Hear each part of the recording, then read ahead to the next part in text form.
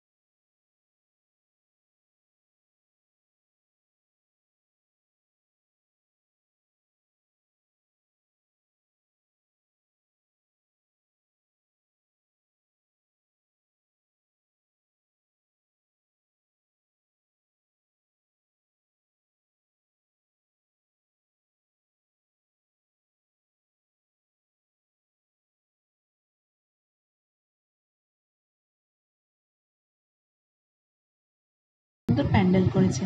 এই ক্লাবেও কিন্তু খুব সুন্দর দুর্গাপুজো হয়। আচ্ছা, আপনারা কোথা থেকে ভিডিওটা দেখছেন আর সেখানে কি কি পুজো হয় সেটা কিন্তু অবশ্যই আমাকে ভিডিওতে জানাবেন। আর তার জন্য কি করতে হবে? লাইক করতে হবে, শেয়ার করতে হবে, সাবস্ক্রাইব করতে হবে আর করতে হবে কমেন্ট। এইটুকুই রিকোয়েস্ট করছি। তো চলুন, রবিবারের দুপুরে রেশন তো আনা হয়ে গেছে, এবার জমিয়ে মাংসটা খাওয়া যাক। জমিয়ে খেলেও বেশি তেল ঝাল মশলা দেবো না, বিশ্বাস করুন। মাংসটাকে মোটামুটি ধুয়ে একটুখানি সেদ্ধ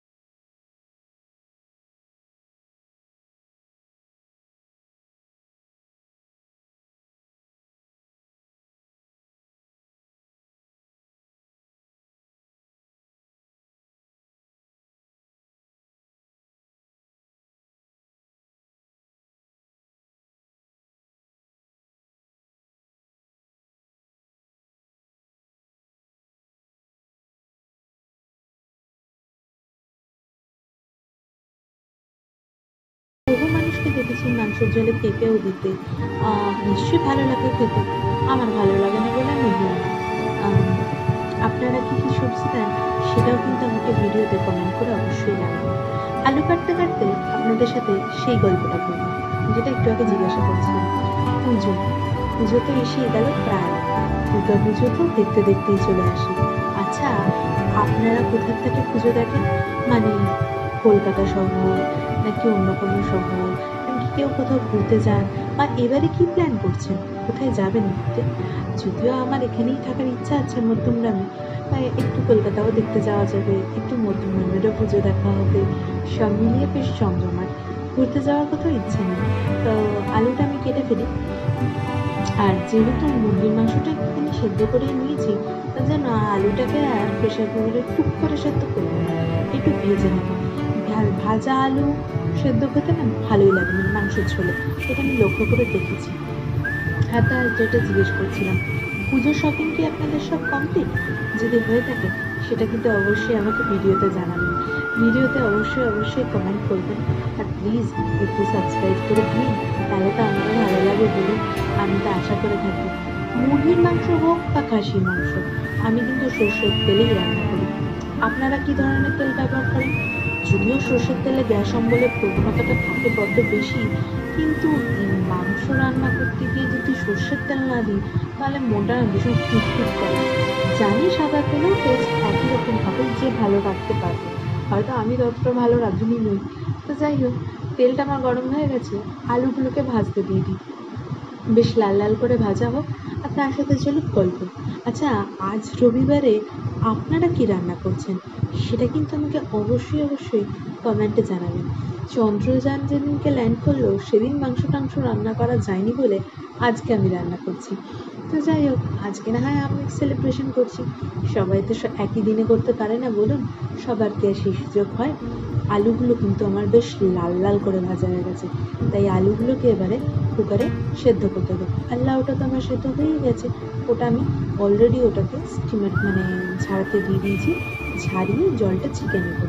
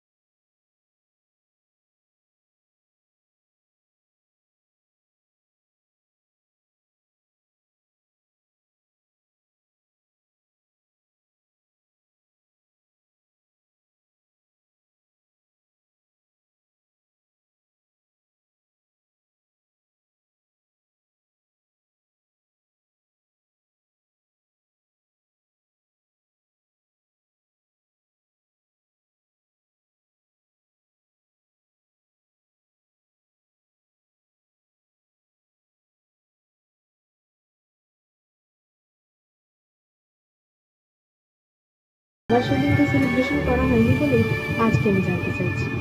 আপনারা কিন্তু অবশ্যই জানাবেন।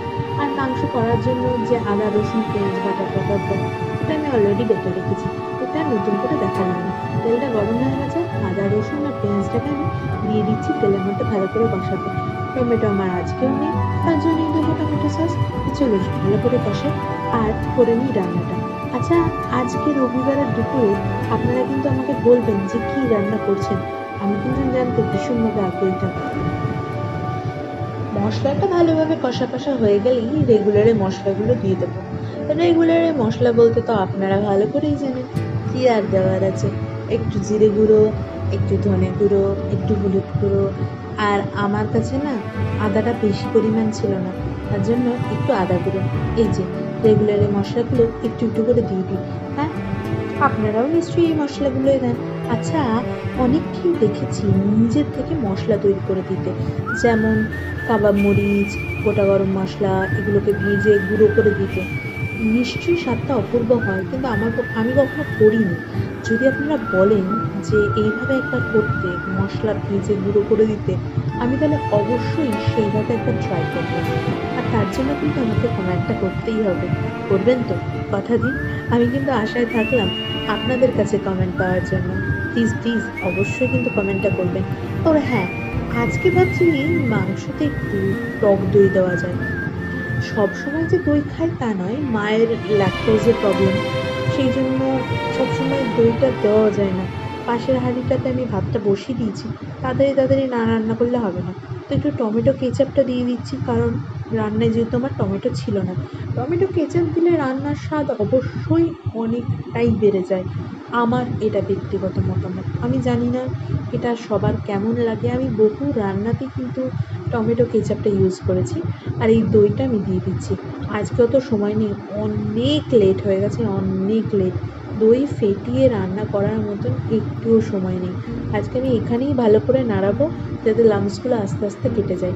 কিন্তু এটা টেকনিক নয়, আমি আজকে ভীষণ ভুল টেকনিকে রান্না করছি, এই জন্য আমাকে ক্ষমা করে দেবেন। দইটাকে অবশ্যই অবশ্যই ভালো করে কাঁটা চামচে ফেটিয়ে নেবেন, বা যাই দিয়ে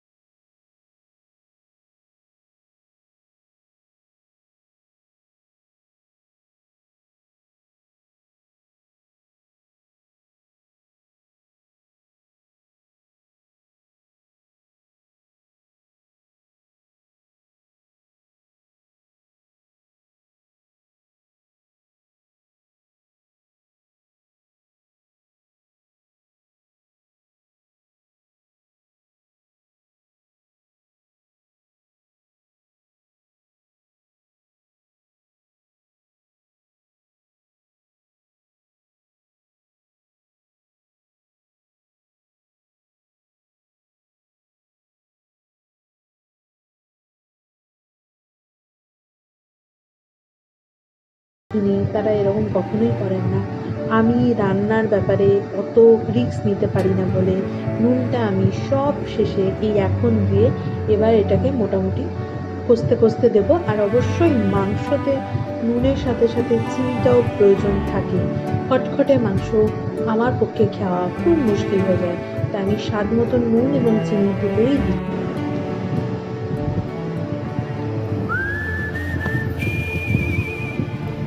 আমি এবার চাপা দিয়ে দিলাম, এটা আমার নিজের মতন হয়ে যাক। ভাত আমার হয়ে গেছে, এবার আমি একটু দই ভিন্ডি বানাবো। এই দই ভিন্ডিটা আমার যা মনে হয়েছে তাই বানিয়েছি। আদৌ কি এই দই ভিন্ডির এটাই প্রসেস কিনা আমি সত্যি জানি না। যদি আপনারা প্রপারলি দই ভিন্ডি কখনো বানিয়ে থাকেন, যদি সেই প্রসেসটা জেনে থাকেন, আমাকে অবশ্যই জানাবেন। আজকে আমার যা মনে হয়েছে আমি সেটাই করে ফেলেছি। এবং সত্যি কথা বলতে খুব যে খারাপ হয়েছে সেটা কিন্তু নয়। আমি পরবর্তী ক্ষেত্রে দেখেছি অনেকেই কিন্তু যেমন তেমন করে রান্না করলেও সেটা হয়ে যায়। তো আমি একটুখানি তেল দিয়ে দিয়েছি, তেলটা গরম হলে দেখুন আমি আমার পদ্ধতিতে দই ভিন্ডি করেছি। এবং ভিন্ডির ক্ষেত্রে কি, ভিন্ডি তো নরম, খুব তাড়াতাড়ি হয়ে যায়, খুব যে বেশি সময় লাগে তা কিন্তু একদমই নয়। একটু জিরে ফোড়ন দিয়ে দিয়েছি, একটু হলুদ দিয়ে দিয়েছি, আর দেবো রেগুলারের যা মশলা, যেমন ধরুন এই একটু আদা, আপনাদের কাছে বাটা থাকলে অবশ্যই বাটা দেবেন।